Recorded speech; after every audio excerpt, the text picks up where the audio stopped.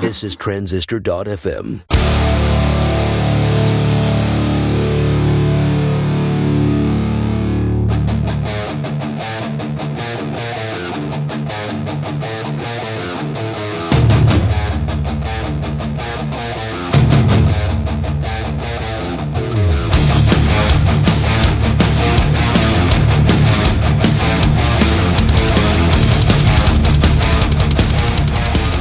Hey everybody, welcome to the Product People Show. Happy Thursday. My name is Justin Jackson. I'm the host, and I'm glad you're here. I'm glad you're listening to this right now, wherever you are, whether you're in the gym or most likely you are in your car listening to this, maybe headed to work or headed home. And if you're like me, you like building stuff, you like making stuff, and you dream at night about building and launching your own products.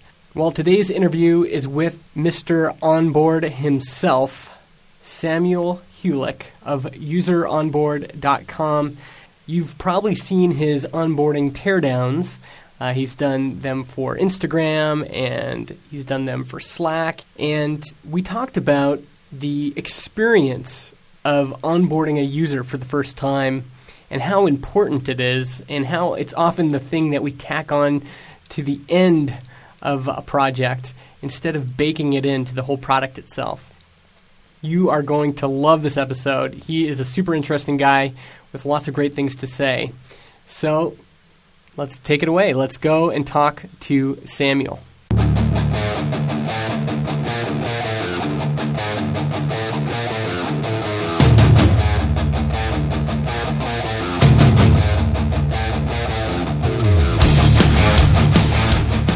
All right. Jackson, and I am here with Samuel Hulick of Portland, Oregon, and the creator, the host, what else could we say, of Useronboard.com. How's it going, Sam? It's good. How are you? I'm doing well, except for these technical issues, but I think we're just going to forge ahead. Yeah. And have a great discussion. We've met in person a couple times, which has been fun. This is true. And we were aware of each other on the internet before that. For people that are not familiar with Useronboard.com, what is that? It is a website wherein I post teardowns, which are annotated slideshows of popular web apps' first run experiences. So what it's like to sign up for Netflix, what it's like to sign up for Basecamp, so on and so forth. Maybe mixing in some wry commentary as I go. And everybody that hears about this idea thinks, why on earth did I not think of this idea? How did you think of doing these kind of teardowns? Sure. Well, I decided I wanted to write a book. And I put up a landing page with a sign-up form to sign up for the email list for the book. And I was like, oh, but then I have to get people to go to this page. How am I going to solve that problem? And so I thought about guest posting, but that sounded very hit or miss by a lot of, like, even people who are like, you can spend like 15 hours on it to do a really awesome job and get 3 email sign-ups or something like that. I was like, oh, well, that sounds horrible. So what else could I do? And being a UX consultant and designer at the time, I had a pile of products that I had gone through, and basically as part of a user experience design project, I would a lot of times go through and just mark up screens and say, this looks like this could be working better, or I would swap this with this, or things along those lines, or change the wording on this button, stuff like that. And I was like, oh, if only I bet people would find those valuable if I just posted one of those. But then I thought the people who paid me to do those probably would not want me to post them without their permission, especially. And so I thought, well, of all the companies that I have reviewed, there are untold thousands more companies that I haven't who haven't paid me to do it because they don't even know who I am. Why don't I just pick one and just put it out there and see what happens? And so that was kind of the genesis of it. Now, how did you know that onboarding was going to be a good niche? Because it's turned out that when people think about onboarding, a lot of people are starting to think of you. You've become a domain expert there. Right. So Yeah. What made you think of that niche in the first place? I would say there's a saying, even a blind squirrel will find a nut every once in a while. I kind of just walked into it by accident, and then all of a sudden I was like, oh, this makes a lot of sense for a bunch of reasons. But the book that I put the teardowns out to send people to the sign up page to sign up for was initially not even going to be about onboarding. It was going to be about this kind of esoteric philosophical concept of aligning your company's success with your users' success and things that I really believe in. But it was a book that I wanted to write because I wanted to get the message out, and not a book that people were demanding because it was a problem that they were recognizing they had. So after seeing how the teardown started performing, I was like, oh, this onboarding thing. This is what people call the problem that I want to help people solve. Yeah. And what do you think, so many people are looking for that idea, and what do you think your advice is, given that, you feel like you kind of walked into it? Rob Walling has that saying, and it's not even his, but he always says, the harder I work, the luckier I get. Sure. Were there things that you were doing before you discovered this idea, that you think eventually led you to this idea? It's hard to say. I mean, I felt like for the last several years where I was like, I have these insights and things to say that I want to share, and just nobody was really listening, because I think, in a lot of ways I was just one of thousands of, a UX dude with an opinion, basically. And so looking at something where there wasn't frankly a lot of people in this space to begin with, really helped. And so I think picking something that has sort of that blue ocean strategy, so to speak, of like going out to the area where there isn't a lot of competition, can certainly help, or just lower the bar of being able to be perceived as, the blank guy or woman. As far as identifying what that niche is, it took me a really, really long time, and eventually just kind of backed into it. So once I realized onboarding was a thing, there was a lot in my background that made it really obvious that it was a good space for me to be in, because I've always had like kind of a user experience, customer insights side to me, as well as wanting to be really scientific in measuring the impact of what those insights will bring. So let's say we go and do a pass on a sign up form or something like that. Well, did it work out better? Did it create more signups that took less time to sign up? And then did those people tend to stick around longer, or make it all the way through their trial? Things like that. And so measuring or combining the qualitative with the quantitative has always really been a big priority for me, and something where if somebody's just kind of hiring you to sprinkle UX on top of their product and just kind of make it friendlier or nicer wasn't really a concern. But when you call it onboarding, it's like, oh, of course, that totally comes baked in. You would need to look at both. So it was really helpful from that standpoint. Now, have you known for a long time that onboarding is what you wanted to focus on professionally? I would say that I have long held a mentality that I didn't really know what label to put on it or what to call it.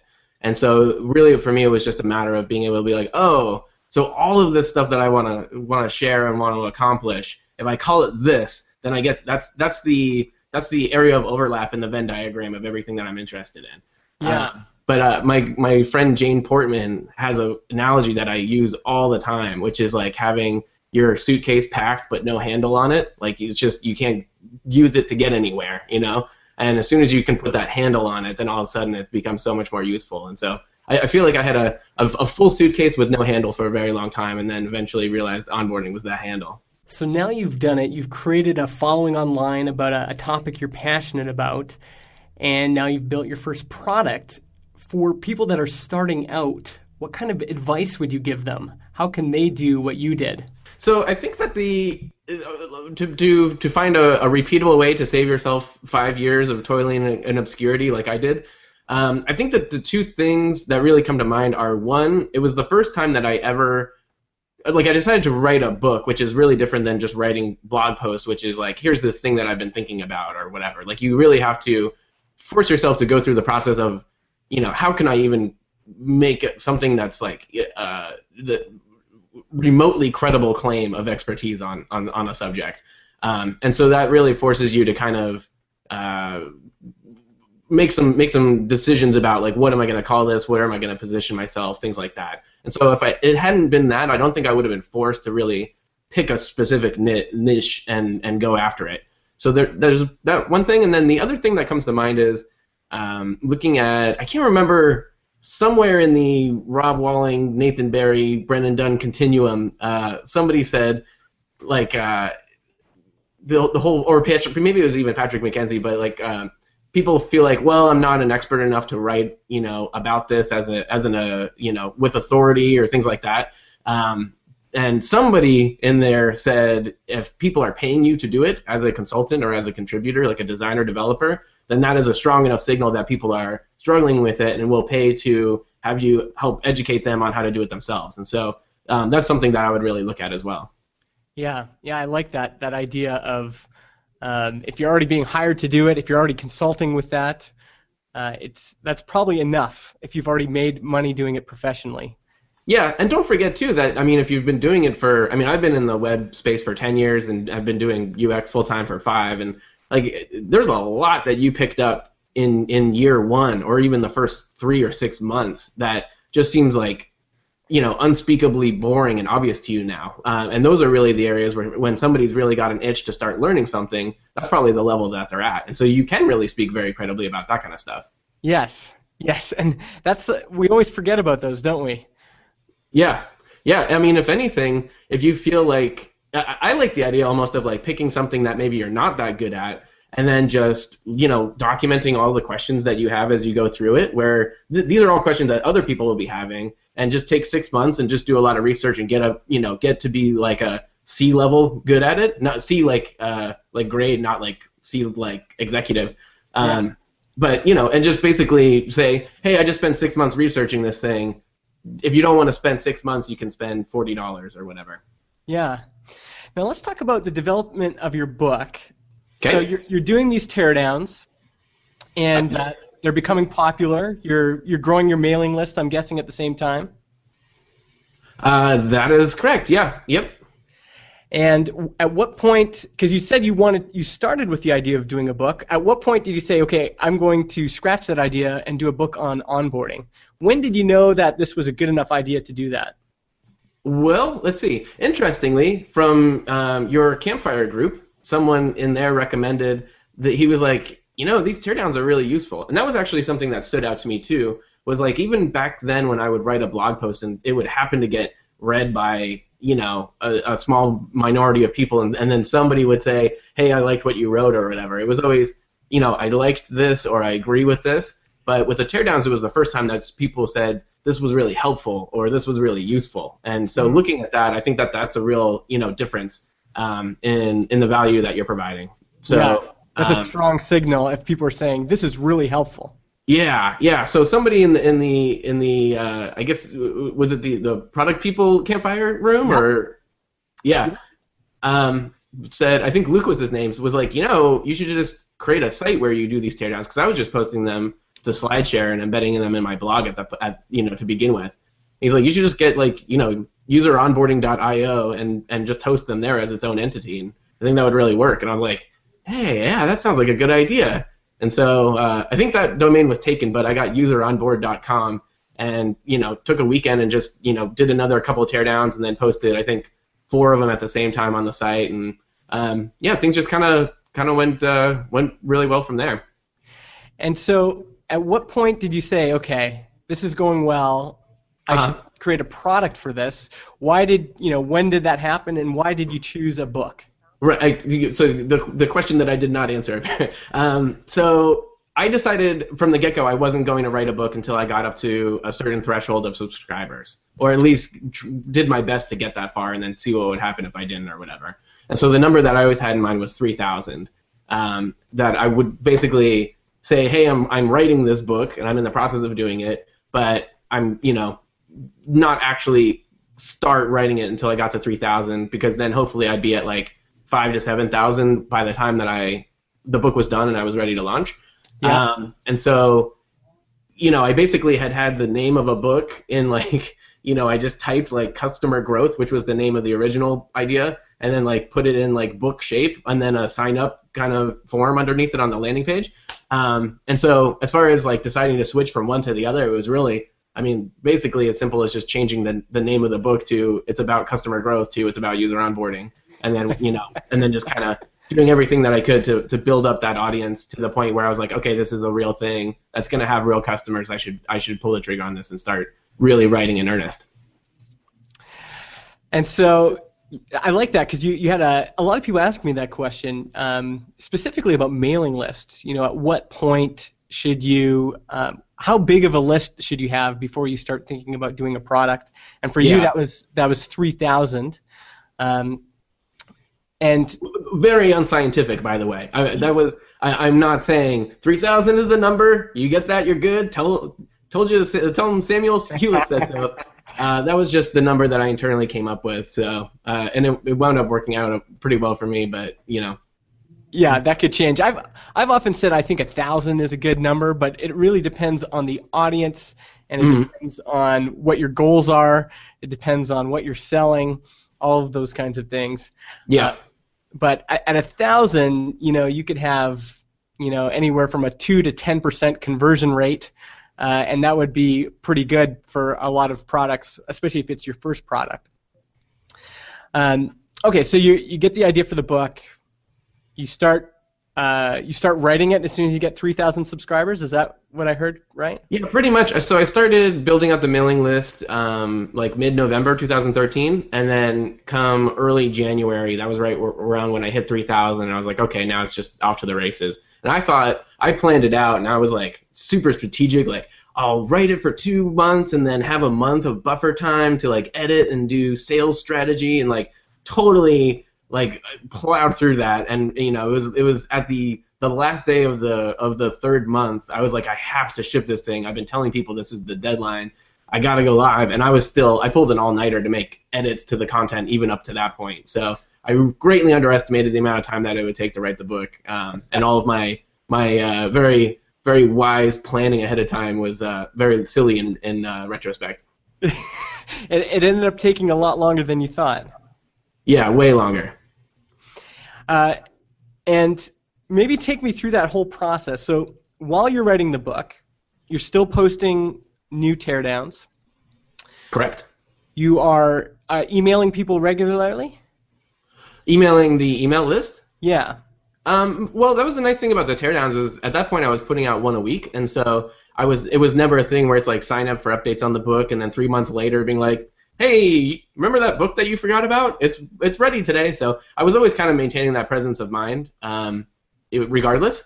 But yeah, so as far as like what was on my plate, it was getting new teardowns out and just trying to continue building the list as much as possible. Also, fortunately, by that point, it had led to I guess, especially at that point, significant amount of consulting interest. So I was able to take on some projects and try to figure out, like, people were like, oh yeah, so you do user onboarding. Do you have like, packages around that? And I was like, oh, sure, yeah, I guess. And so it's just a lot of like talking to people and really quickly trying to figure out what is the common need there, so I can kind of create a more formal offering around that, which turned out to be, we like the teardowns that you do.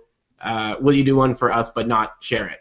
And so that was a service that I could really quickly formalize and I guess turn into something along the lines of a non-recurring productized consulting offering. Yeah. So I was doing those and then also writing the book. So it was January, February, and March were a lot of long days.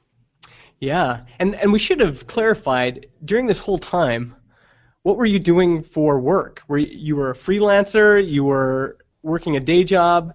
When you started Useronboard.com, what was your professional life like? Yeah, well, interestingly, so I had an apprenticeship with Rob Walling for 3 months, and that was something that ended at the end of November 2013. So this was my very next project after that.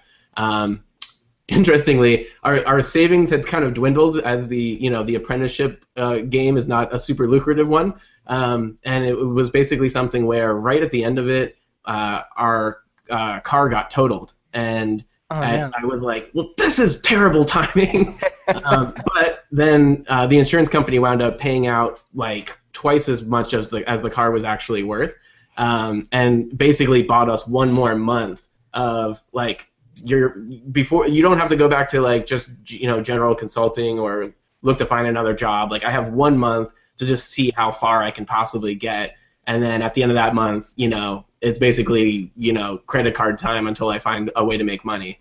And fortunately, from December to January, that was enough to drum up interest to work with some pretty exciting companies on some one-off consulting projects and things like that, and at a rate that I wasn't used to charging people beforehand, because once again, you're kind of seen as an expert in that particular field. And so I was able to do a little bit of consulting just to kind of keep things going and keep, not fully max out our credit cards. But it really came down to like, okay, so the car insurance money was December to January, and then consulting money bought us January to February.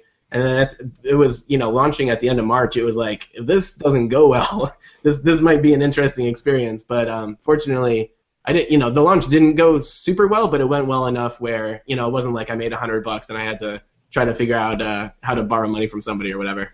Yeah. Well, let's get into the launch then. All right. You work all night to get this thing out. You didn't have the buffer that you were hoping for, but you get it out. You launch. What happened? Well, a lot of confusion, I think. I really wish that I had spent a lot more time on the sales page. The packages that I had, people didn't really understand what was included and what wasn't. I didn't want to anchor the value of the book by calling it a book or anchoring it low, because then people would compare it to like a $14 Amazon purchase or whatever. So I called it like a training package, but then people were like, but it's a book, right? Like basically calling it something vague to avoid anchoring low essentially just resulted in people not knowing what it was at all, which is worse. And so it took me a while to figure out like what the packages should be and stuff like that. So there was that issue. One thing that I really wish I had done, and it's kind of like a pro tip, I really, really wish that I had started selling the book in person like halfway through writing it. Because that would have informed me what people's objections to buying it were. It would have informed me what value people saw in it, and it also would have informed me about what the subject matter of the book should have been while there was still time to change it.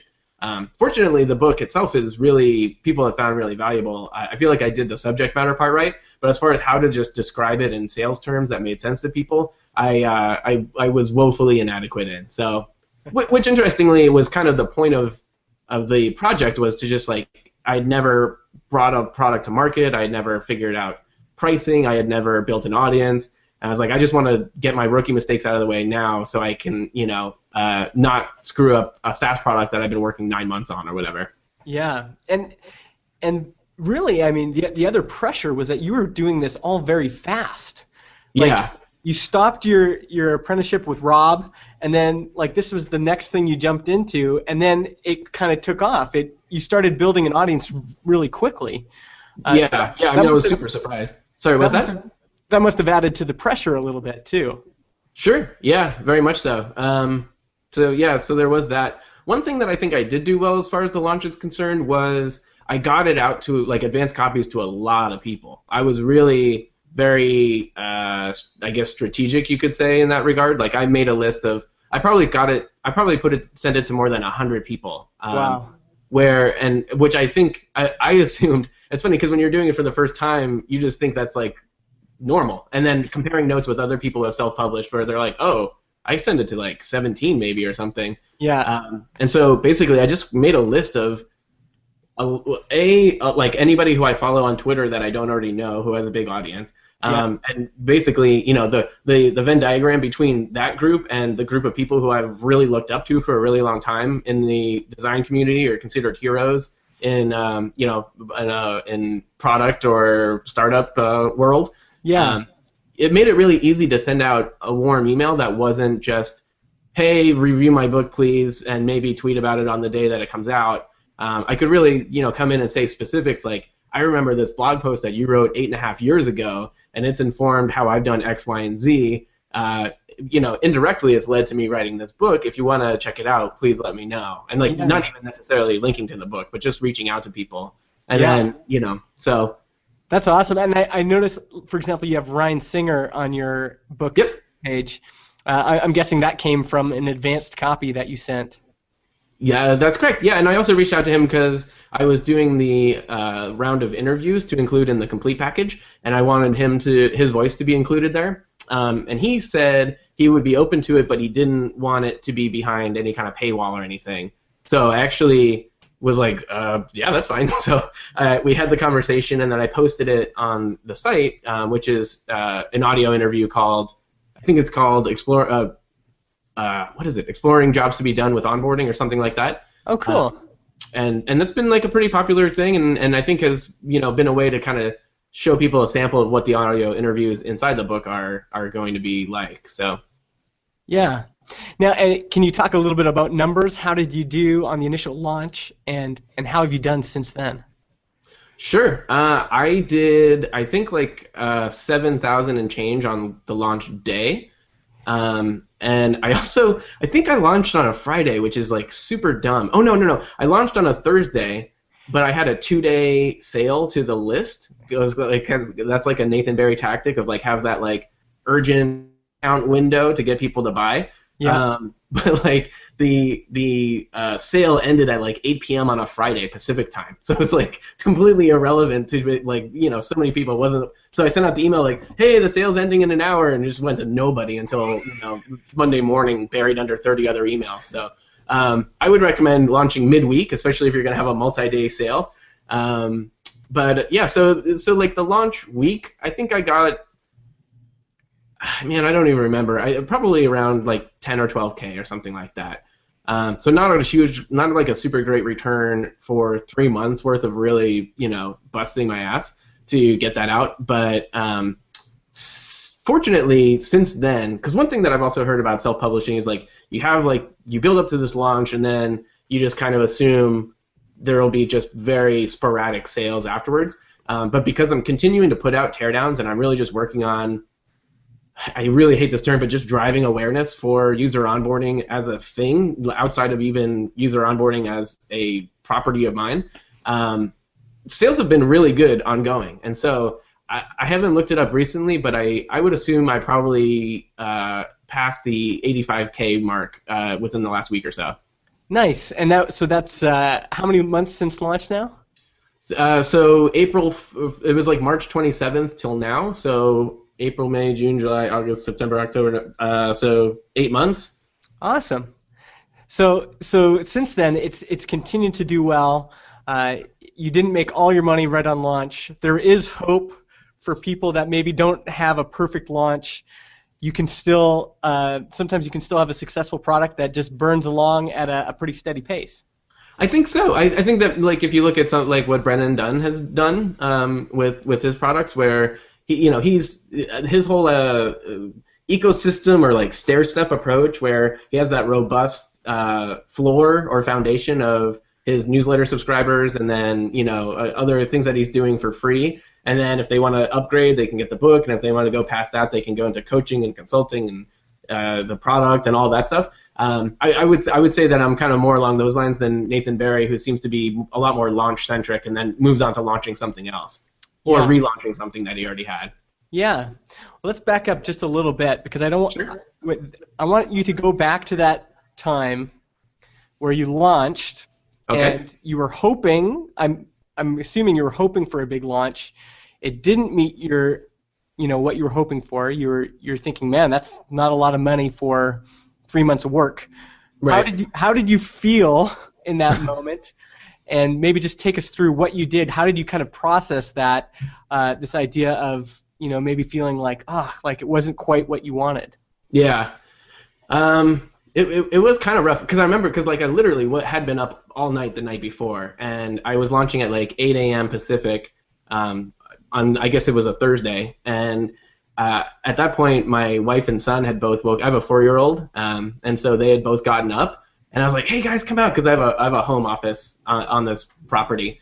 I was like, "Hey, come on!" And so they like threw on their robes and came out, and I was like, "All right, I'm gonna send the email," and I sent it, and I was just like, just waiting for the Gumroad announcements to come rolling in about all the money we were about to make, and it was just like, bamp, bamp, bamp, bamp, and like it started tailing off like right away. And I had like 3 tiers, and it was all the lowest tier, which was a real bummer because I thought especially the people that had been warming up through the list for so long would be, it would have more than just a greater than normal split of people getting the highest tier, and it was all lowest tier. And I think just because people didn't understand what it was, and so it was something where we kind of sat there, and I was like, they were right behind me on this couch, and I was like, guys, you might just want to go. Like, apparently this is not going to be a great celebration here. And so, yeah, it was frustrating for sure. It was also something where having invested all that effort and having it come down to like, that one particular moment was it was at least something of a relief just to have that pressure off, where it's like whatever I make from here, at least I can be looking at moving forward with whatever else I'm going to be doing. But you kind of feel depressed about that because you're so invested in it, and it's kind of exhilarating just to be working on such a tight deadline for such a big project too. Yeah. So, emotionally that must have been so hard because there's so much that leads up to that launch. Even if you tell yourself, well, it's going to be okay, I'm not going to, let it affect me too much. It almost always does because there's so much expectation of this thing is going to do well, or I hope this thing does well, and when it doesn't meet your expectations, that can be hard. How did you kind of pull yourself up after that? I think that for me, I'm something of an optimist, or I'm always I like whatever happens, I can be like, well, maybe it's good for this reason or whatever. And I think in my case, it was something where I was like, fortunately, I'm not going to stop doing user onboarding anytime, because at that point, I was basically, as soon as the book launched, all the consulting work that I've been putting off because I was so busy writing the book, I was able to take on. And so, like, money wasn't going to be an issue, which was a huge relief. It had helped establish me, in the marketplace, I guess, or whatever you might want to call it, as like, someone that's kind of in demand or whatever that might be. And I knew as I continued putting out teardowns, I would be able to, it was a repeatable process. And so basically, my sort of glass half full take on it was the launch didn't go well. The point of doing this entire project was to get my rookie mistakes out with launches early. So that's kind of been accomplished. And fortunately, I'm not going anywhere, and so I can continue to try to, now I have a page that I can split test, and now I have a property that I can relaunch down the road or things like that. And so I think taking that mindset of like, I've never really been super launch-centric just because I'm very learning and iteration centric, where I really like the idea of like, not everything will be completely right the first time, but like get something out, have a repeatable process where you can continue learning and optimizing as you go. And so fortunately, that was the mindset that I took on, and that kind of gave me some hope, as opposed to like, well, I'll just chalk that up as a loss and move on. Yeah. I think the other thing that you had, which is helpful, is you had a bunch of experience that told you that people wanted this thing, that they were interested in onboarding, that what you were offering had value. And I think sometimes people launch and they don't know whether the thing they are offering has any value, which is hard, and that makes it difficult to know if they should continue or not. But in your case, you already knew. You knew that people wanted this. You knew that people were interested in onboarding. You just had to figure out what was wrong with my pitch. Yeah. That's true. The demand was definitely there. It wasn't like, I nailed the pitch, but nobody cared. So there was. I would agree with that. Yeah, and you're right. That can be another problem, can it? Like, you nail the pitch, but sorry, no one really wants it. Like, you can have the best launch process in the world, but if no one wants it, it's not going to work. Yeah. So that gave me some confidence for sure. Awesome. So, and what did you end up doing? What did you end up doing that kind of turned it around? I went from 3 tiers to 2. I had like cutesy names for them at the beginning, like this is the time saver package and stuff like that. And I got rid of that. It was like, if you just want the book, just get the book. If you want to get all this other stuff, then you can get what I called the complete package.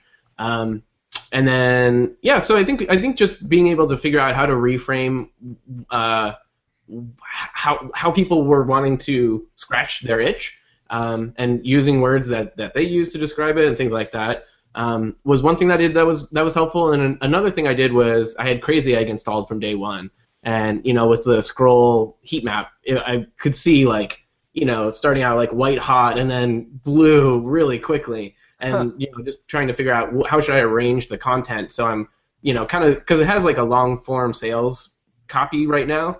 So am I starting out strong enough? Am I sustaining people's attention all the way down the page? And just kind of taking a very loosely scientific approach to optimizing it from there. That's a great idea, actually. That's something that people have forgotten about, I think, especially Crazy Egg, because Crazy Egg's been around for a while. Mm-hmm. But that tool can be really helpful, especially with the landing page. Yep. Trying to figure out what's wrong here, because that's really the thing you were asking on that fateful day, right? You're like, what's wrong here? What happened? Yeah. And to at least have some idea must have been helpful to say, okay, I here's some places I can start. Right. Yeah, like a long form sales page is kind of like a speech or a presentation. And you without Crazy Egg, you have no idea, like, a third of the people just got up and left after the first minute or whatever. So having Crazy Egg in there is super helpful in that regard. Just like, am I even getting people far enough down the page to see the buttons that tell you how to buy it and how much it costs and stuff like that? So super helpful that way. So now that you've launched, and now that you have a product now that it sounds like grossing about $10K a month. If I did the math right. I'm sure you have other product people that are asking you questions and asking for your advice. What advice are you giving to people these days that want to start a product, that want to become known as an expert in a given field? What do you tell those people? For like self-publishing specifically? Maybe any independent product creator or anyone that wants to be an independent product creator. It might sound cliche, but spending as much face time with the people who you think will be buying it as possible. That actually goes for a SaaS product or I almost hesitate to even differentiate between different kinds of products, because ultimately people are frustrated with their current situation in some particular way, and they might be able to envision a better way of doing it, and maybe they think that you can reliably help get them there. And maybe you have something that facilitates that transition from frustrated to more successful. And if that comes in book form or consulting form or SaaS product form or a swallowable pill, like, it doesn't really matter to them. So as far as being able to like basically say, I want to pick this particular problem for these particular people. Their problem is now my problem. How am I going to be able to facilitate change in their lives in some way, and go from there? Then really understanding what the surrounding context of that problem is, what they're calling it, what parts they recognize as being a problem, which parts they don't. That all, is what I would recommend, whether you're writing a book or a mobile app or anything, really. Yeah, that is the piece I think we often miss as creators, is we love working with the technology so much that we don't do the hard work of actually being with the people. Yeah. At the end of the day, it's all about people, isn't it? Well, yeah, and it's about people, and it's not just about what your product does, but it's what your product lets people do. Like, what can they do with your product? That's the important thing, not just what does your product itself do. And I think that it's easy for us to get caught up in thinking of the products that we create almost like as finished work, like a musical composition. Like we sat down and created this thing, and look at how beautiful it is. But I like to think of them more as like we're creating musical instruments, and which let other people create the compositions that they want to even better, and looking at what's the end result for them, not just what's the end result for what we've created. I love how you have all these great metaphors for all of this. For the folks on video, the people who are on audio won't see this, but I'm sharing a screen from Sam's blog. This picture has shown up all over the internet, and I just think I love this idea presented here. You can find this on useronboard.com. If you search user onboard and then Mario, you will also find this picture here. So Sam, maybe just describe what you were talking about here, because it goes along the lines of what you were just describing earlier. Yeah. So it's a formula, I guess you could say, or a visual analogy. On the left is the runty Mario, and he encounters the fire flower in the middle, and then becomes the super fireball throwing gigantic Mario. And basically, a lot of times I think that when people think of what your business makes, that they make the product, but really what people are buying is the experience of being kick-ass with your product. But your product is just a delivery mechanism for that.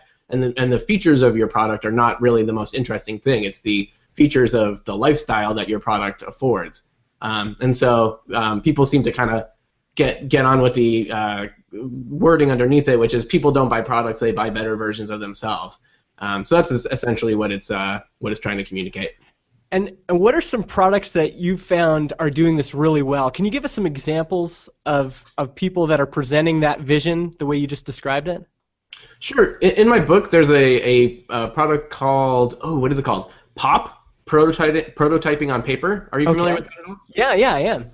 Okay. And so like in their scenario, they show you how it works. And it's like one of those typical home pages with like, step 1, step 2, step 3. But it doesn't show you what you're looking at while using the product. It shows you what you're looking like while using the product. So instead of like, this is, you click this button and then you go to the screen and then you click this button. And isn't that great? Like instead they say, this is what you like, this is, you write something on a piece of paper, has nothing to do with the product at all. And then you take a picture of it with your camera phone, doesn't even have to do anything to do with the product. And then they're like, you draw hotspots and get to watch people, navigate it like it's a digital prototype, but it's just something you drew. All of that is like, oh, perfect. I can see how that fits into my life through my eyes. And I can imagine myself doing this. Not one part of it has to do with, and this is how our interface works at all, because that doesn't really matter. So that's one example that I think is really good. Another one that I use a lot of times, just as kind of shorthand, is like when Netflix was really DVD heavy and first coming out, and they're like, no late fees, no this, no that. Like people could really think like, oh, I can imagine myself. I do whatever I do on the computer. That part I don't really care about. But then I can imagine myself walking to my mailbox and getting a DVD. Wouldn't that be amazing? I don't have to go to the video store anymore. So like those are the kind of things where people realize within the grander context of my life, this is how things will be better for me, as opposed to, oh, on Netflix I can click on a video and see more information about it, and then click a button and add it to my queue, and then I can drag and drop to resort my queue. Like nobody cares. That's not what makes it Netflix amazing. Or at the time it didn't. Yeah. As soon as you started describing this, I started to think of what makes it just a good advertisement. And what came to mind was, do you remember the first time you saw the ad for Paper, but the Paper iPad app? I don't know if you ever saw that, but I remembered that getting passed around. So Paper is the iPad app that allows you to sketch, and the whole video is like people walking around with their iPads, stopping at the beach, sketching something, in a meeting, sketching some notes, and you're just seeing over and over again people using it in their lives, and it gives you this picture, this vision of, I could see that fitting into my life, kind of like right here. A brilliant advertisement. It leaves you wanting to have that product in your life. Yeah. It sounds like you're saying that you can incorporate those elements into onboarding as well. I would absolutely say, I think that is what onboarding is really. I think that a lot of people mistake onboarding as getting people set up with a product or getting people better at using the product, where really onboarding should be about getting people to be better at doing whatever the product helps them do. So, getting better at tax slayer is not something that anyone wakes up aspiring to do, but getting better at getting their taxes filed is something that they're very motivated to do.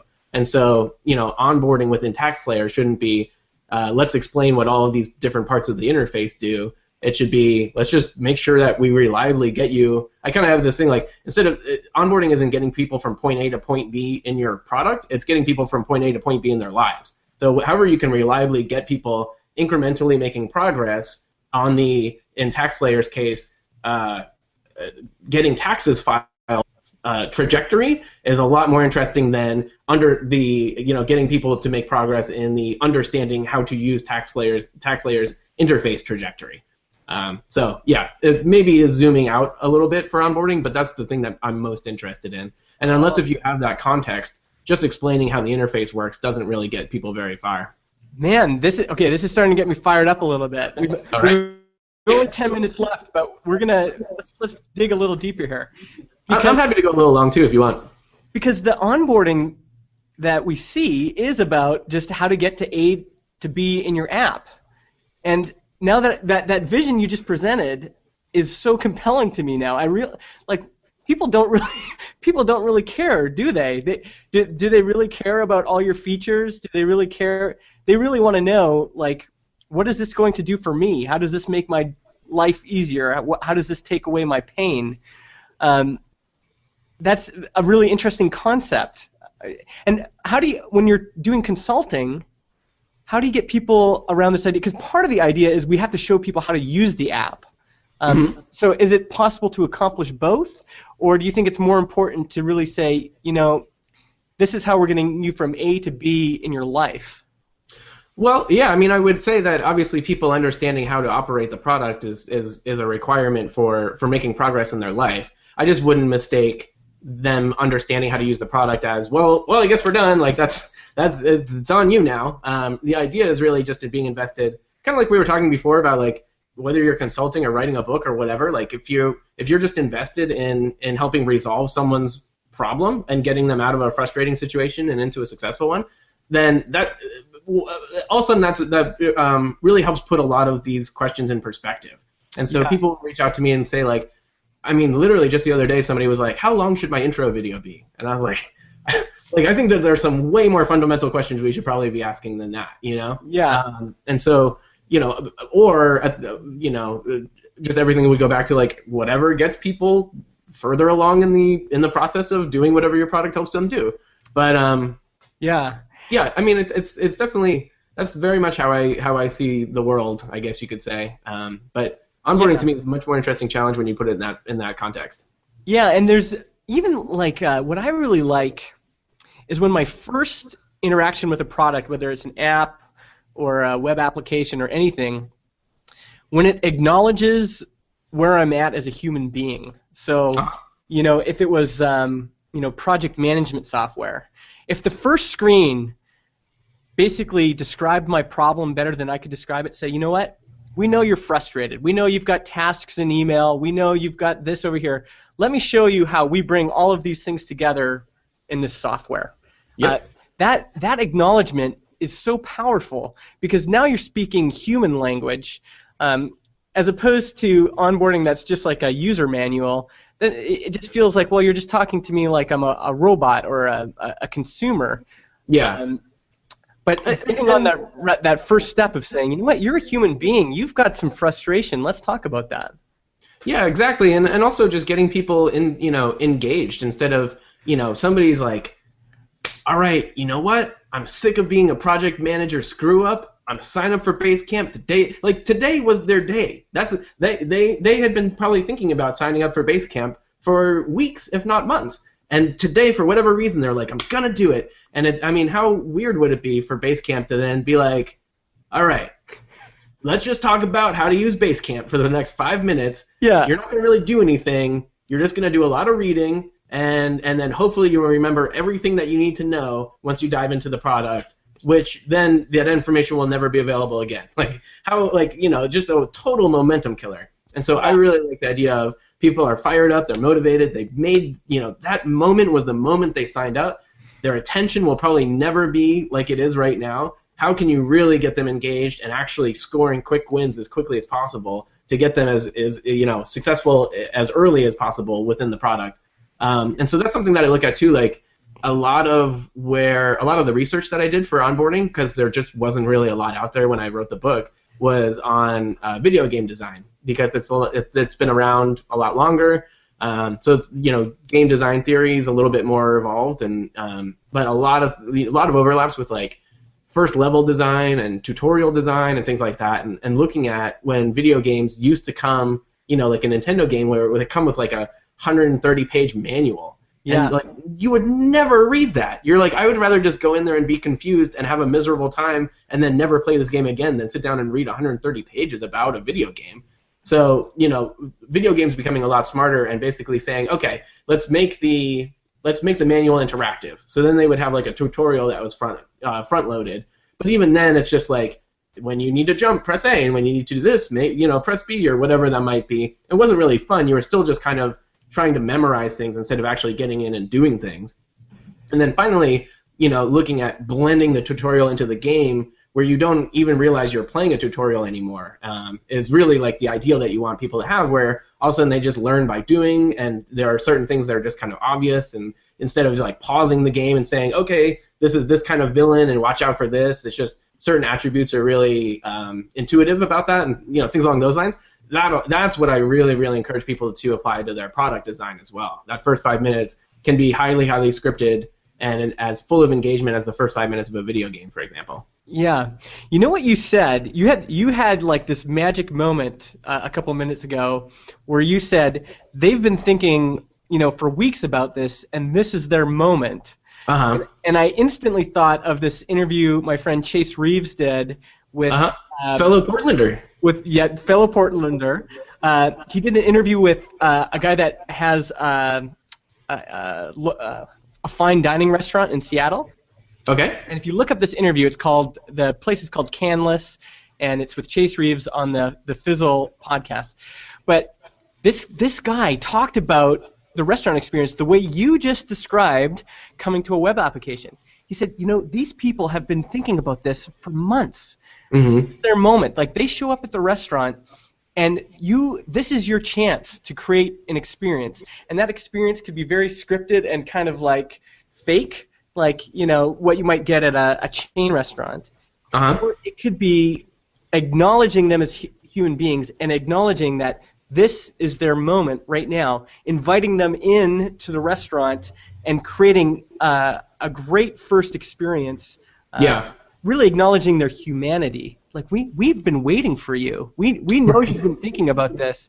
Come on in, like, welcome.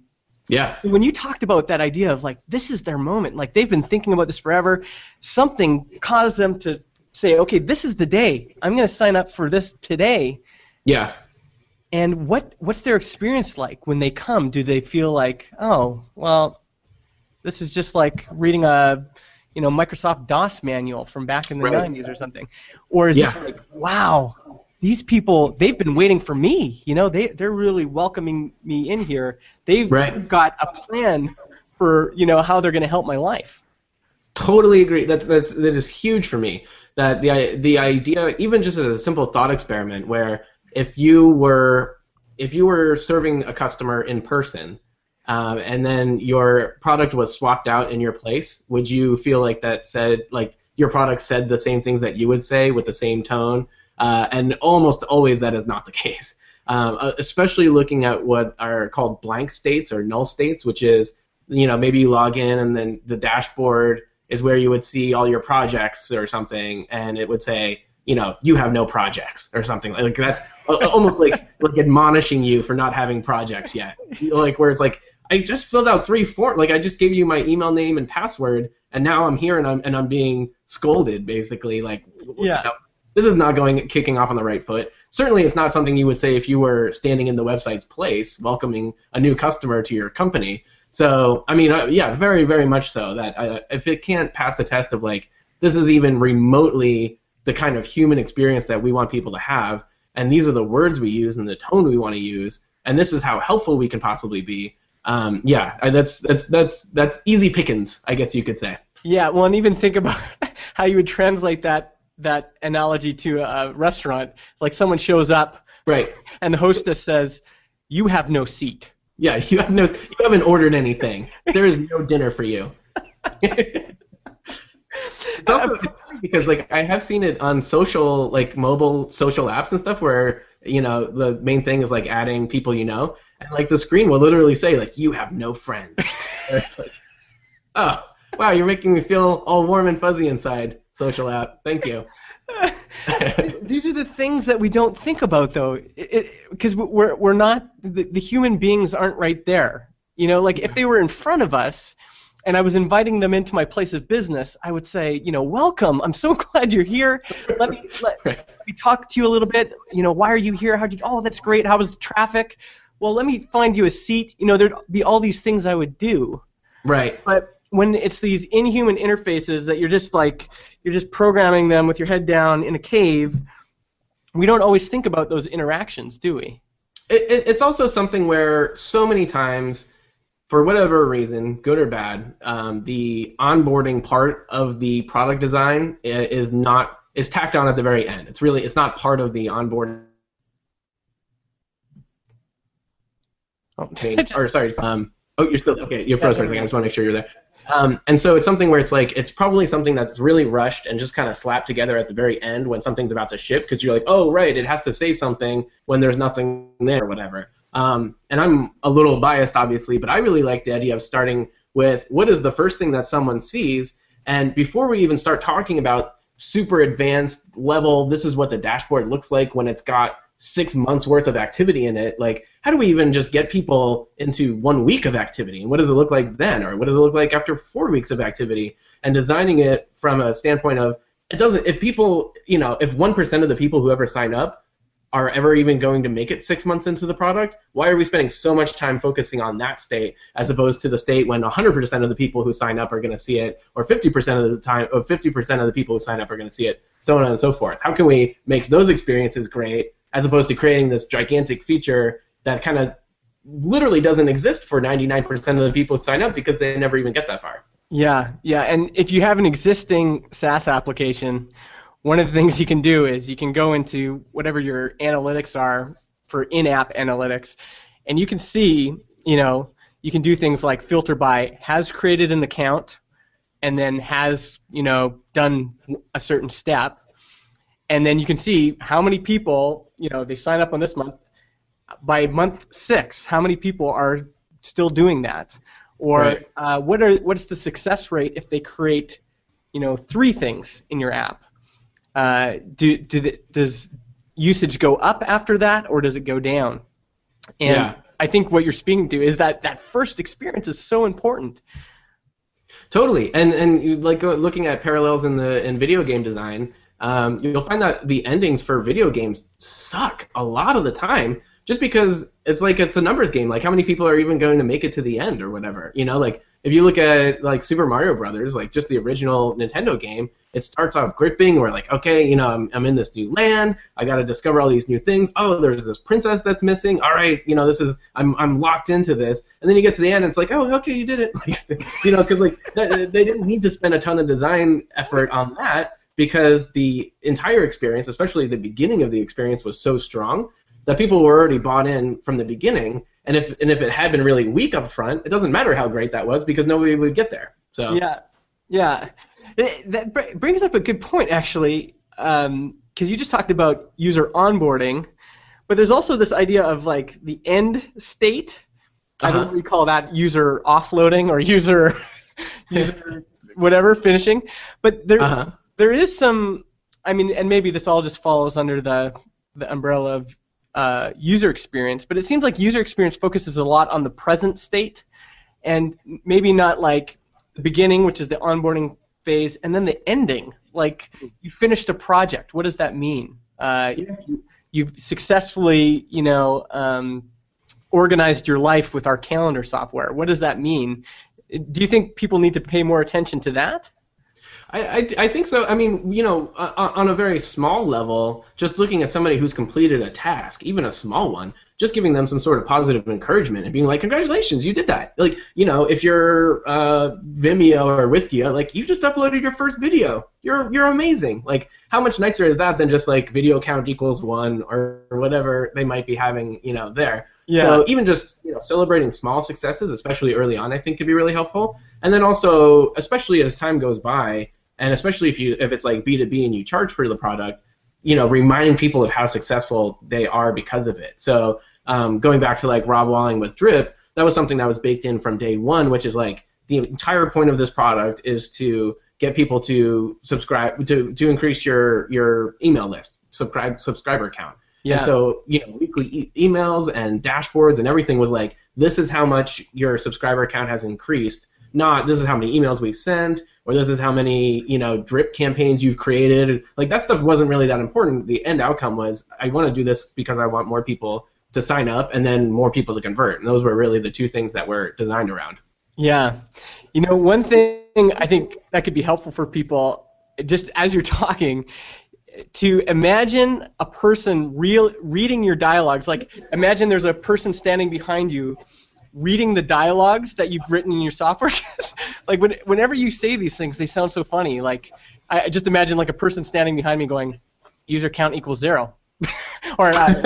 or video count equals 1. Like, that sounds so funny. Like, right. I like your idea of like just pretending you're in a restaurant and that's what the waiter says. Yeah.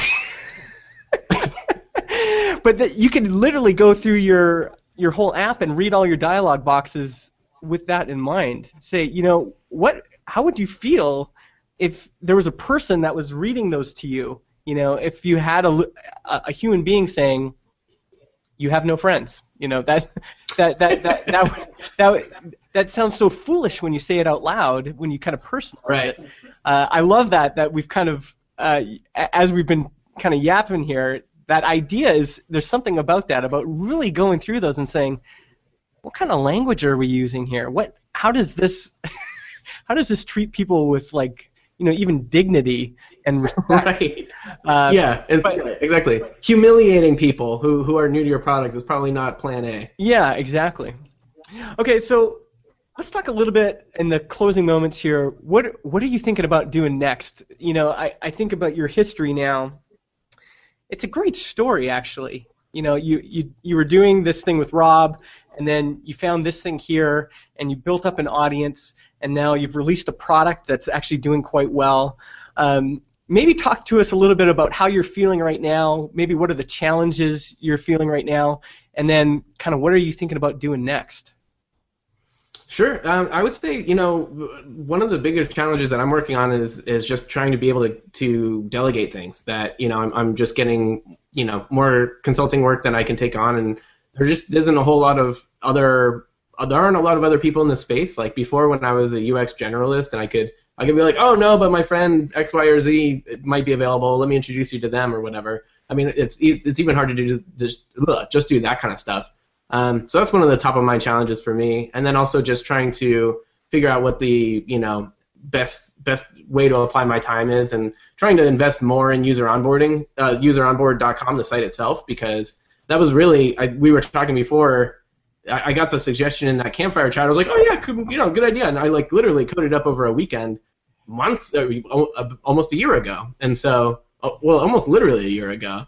And so trying to just reinvest in that infrastructure and things like that. And as I alluded to, I think briefly, the number one thing for me has always been really wanting to take a SaaS product to market. And so fortunately, the audience for the user onboard list is pretty significant now. And there's a lot of opportunity for customer development and kind of coming up with like a beta list audience and stuff like that. And so I'm in the earliest stages of prototyping and researching getting a SaaS product out as well. So hopefully there will be some interesting news regarding that coming out in the nearish future. Yeah, that's great. The one thing that you've done well is you've created this content that's pretty interactive. Like you go through your slide decks, and at the end you get prompted to subscribe to an email list. And your list is, what's your list now? How big is it? It's like 12,500, something like that. 12,500. Congratulations, That's awesome. Thank you. That's a pretty unique form of content. Do you think there's some other opportunities that people aren't seeing, other forms of content that are kind of unique like that kind of have, yours has a couple things baked in. You've got this weekly thing, you've got this interactive thing, and then you've got this built-in call to action at the end. Are there some other ideas around that space that you think people are missing? Like just other alternative forms to blog posting or podcasting or whatever that might be? Yeah. Have you happened upon anything else? No, and I'm not even really sure how I would repeat that for myself if I wanted to pick another thing. I think that, once again, I might sound like I know what I'm doing, but that is definitely not the case. So the one thing that my mind goes to is video. That looking at like YouTube celebrities and the amount of eyeballs that they're getting, or just like some guy who remixes movie trailers and posts them to YouTube and gets just ungodly numbers of attention or user counts, like views. That's the word I'm trying to hit on. But anyway, if I were to try to do something else, I think it would be very much like public video oriented. Just because you can let your personality shine, people feel like something like Rand Fishkin's Whiteboard Fridays at Moz, I think is a great example. Alternative, but it's a repeating thing. It's not like a podcast or whatever. That's the kind of thing that I would be looking at if I were to try another form of content generation or whatever you might want to call that. Yeah. Cool. Sam, I really enjoyed this conversation. Like, I don't always get fired up like this, but there's something about, like, especially what we've been riffing on the last 20 minutes here, really, really helpful. Really enjoy your company. I like hanging out with you when I'm in Portland. So thanks for being on the show. Justin, the feeling is mutual. And let's tell people where they can find all the things you're doing. We've said useronboard.com. Is there some other places they should find you? Probably, but that's really if you only remember one website, that's the one. So I would just stick with that probably. Awesome. Thanks again for being on the show. Absolutely, it was a real pleasure.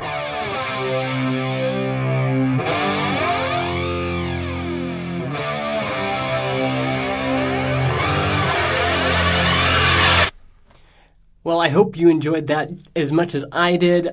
I kept wanting to cut this interview down. I did cut some pieces out just for Product People Club members. If you want to apply to Product People Club, go to productpeople.club.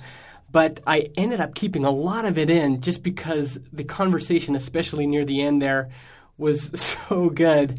So I hope you enjoyed that. If you have comments, you can reach me on Twitter at M-I Justin, the letter M, the letter I, and Justin.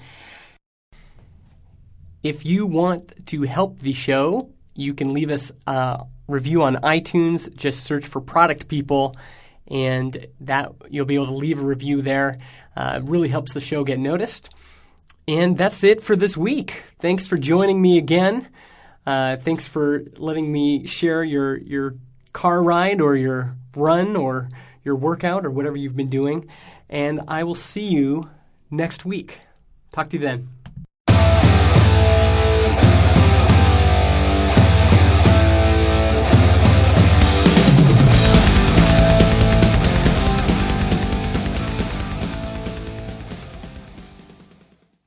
Podcast hosting is provided by Transistor.fm. They host our MP3 files, generate our RSS feed, provide us with analytics, and help us distribute the show to Spotify, Apple Podcasts, and more. If you want to start your own podcast or you want to switch to Transistor, go to transistor.fm/Justin and get 15% off your first year.